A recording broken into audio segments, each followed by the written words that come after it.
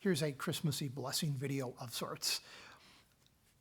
I can't say that I would have considered myself a fan of Irving Berlin, but I am a fan of the History Channel podcast. I had a recent podcast about him and realized how intrinsic he is to everything musical in our country these days, how so much of what he did influenced and changed the course of pop music and popular music, of course, and music that people love the most. Now, you might recall one of his most famous songs was God Bless America, a very patriotic song. Interesting, he was an immigrant who wrote God Bless America, but he's also a man who had written a number of protest songs.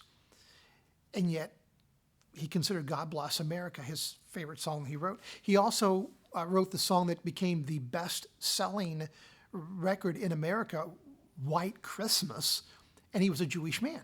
Kind of an interesting paradox as well, but turns out he had a son who died at 6 months of age on Christmas Day, and a lot of that went into White Christmas. Here's another interesting thing I find about Irving Berlin's style, though. He's known for bringing the simple and making it profound. His songs are they say, I'm not familiar with the breadth of his work, so I'm working from the experts' words here, but they say he had a very simple way of writing profound things, but he used simplicity and profundity. He was very profound in what he would say, and he would repeat things, which reminds me of the way we really tend to do music, even in worship today. And there's a lot of criticism about modern worship music, but if you think about it, it draws from the Irving Berlin model that has been such an important musical influence in America's musical taste and ways of understanding music. So I found that to be a really interesting thing. It brings me to a blessing for you, though.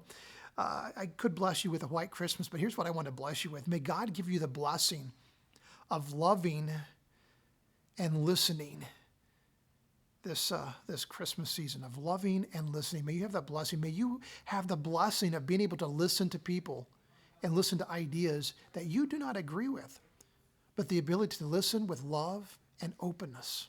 May you, if you get that blessing, let me know, because it's a blessing that's going to come back and bless you many times over. May it be so in the name of Jesus.